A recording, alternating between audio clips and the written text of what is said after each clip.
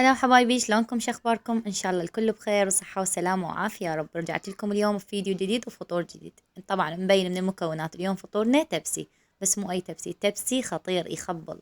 هنا عندي هذا اللحم مثل ما شفتوه، ضفت عليه انا بصل وورقة وهيل وسلكته لحد ما استوى عندي، وصفيته من المي مالت اللحم، بس اكيد المي مالت اللحم ما راح نذبه. وهسه راح ابدي احمس باللحم. ضفت هنا أنا بهارات جدر وفلفل اسود بعد راح اضيفهن، وراح اضيف عليه بهارات السبعة. والبهارات انتم بكيفكم بالشغلات اللي تحبونها انتم، انا هاي البهارات اللي احبها واشتغل بيها دائما. وهسه راح نظل نحمس بيها شوية، حمسة مرتبة تطلع عندنا ريحة البهارات وريحة اللحم تصير عندنا تخبل.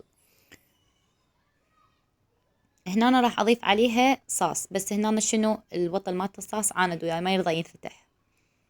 هنا واخيرا يلا قوة يلا فتحنا. هسه شنو ضفنا؟ دبس الرمان وصاص، تقريبا ضفت 3 خواشيق من كل نوع منهم. راح هسه ابدا اخلط بيهم، وبعدين راح اضيف عليهم الطماطة الشرائح اللي مسوينها. طبعا المكونات اللي بالبداية شفتون كلهم قليتهم وخليتهم صينية بالاخير. يلا راح اضيفهم. هنا ضفت 3 خواشيق من المعجون وحمستهم شوي حمسة، يعني ما خليت المعجون يحترق او يصير لونه طخ. المي مالت اللحم بدون ما اصفيه، يعني البصل وهاي ضل بيه كل الشغلات بيه. خليته هسه على الطماطة واللحم وراح اخليه على نار عالية.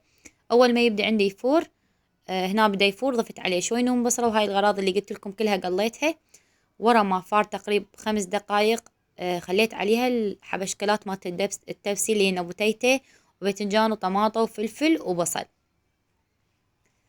وراح هسه اخليه على نار ناصية مدة نص ساعة او اقل، انتم بكيفكم والثخن اللي تردونه.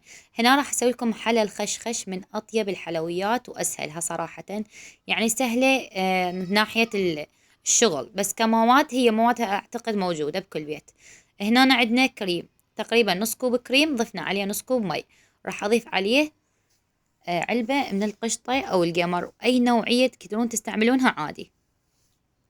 نخلي العلبة كليتها. وهسه هنا راح اضيف تقريب خاشوقة ونص او خاشوقتين من الحليب المكثف. وشغلة اضافية من يمي، اذا ما تحبون لا تضيفونها عادي بكيفكم، راح اضيف عليها كريم كراميل. بما انه انا اشتغل طبعا هنا ضفت يعني مي تقريبا بعد ربع كوب، قد خاف يطلع عند الخليط ثخين.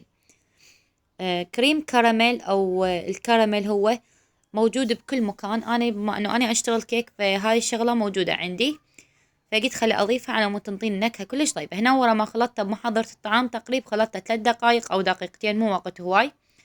نخلي اول شي على البايركس بهالشكل هذا مسحه. هنا عندي حليب وضفت عليه خاشوقه من القهوه، راح اشرب الحليب بي او اغمس الحليب بي. هنا أنا البسكت استعملت بسكت مالح، ليش؟ لانه الخليط عندنا كلش حلو، فاحنا نريد نكسر الحلا مالته بشويه ملوحه. راح يطلع عندكم الطعم خطير بنات، كلش طيب.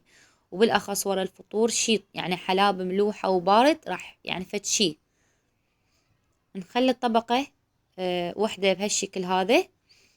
وبنات اذا ما تحبون انتو يعني تغمسون البسكت بالقهوة والحليب عادي.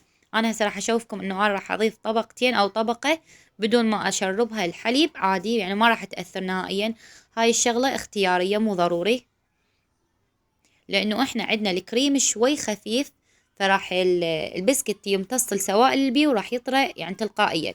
هنا راح نضيف من الشعرية الباكستانية، اللي هي الشعرية يعني اللي هي تسوي لنا الخرخشة او المتاكلون شي مقسب كنه. طبعا انا طحنتهم ما حضرت الطعام، بس ما صورت لكم لان اختصارا للوقت. هنا ضفت طبقة من الكراميل هماتين خطوط. وراح اضيف هسه البسكت، قلت لكم بدون ما اشربه الحليب نهائيا، ما راح يأثر على طعمه، انتم بكيفكم. وحبايبي اذا عجبكم الفيديو اتمنى منكم اللايك والاشتراك بالقناة وتفعيل زر الجرس على مود يوصلكم كل ما هو جديد. واحب اشكركم على تعليقاتكم الحلوة وعلى تفاعلكم بالقناة. هنا ماتين نفس الطبقات راح نضيفها الى ان نخلص كل كمية البسكت والكريم اللي عندنا. وبنات مو شرط الا تخلونه بايركس، يعني تقدرون تسوونها بكاسات صغار عادي، يعني ما راح يأثر.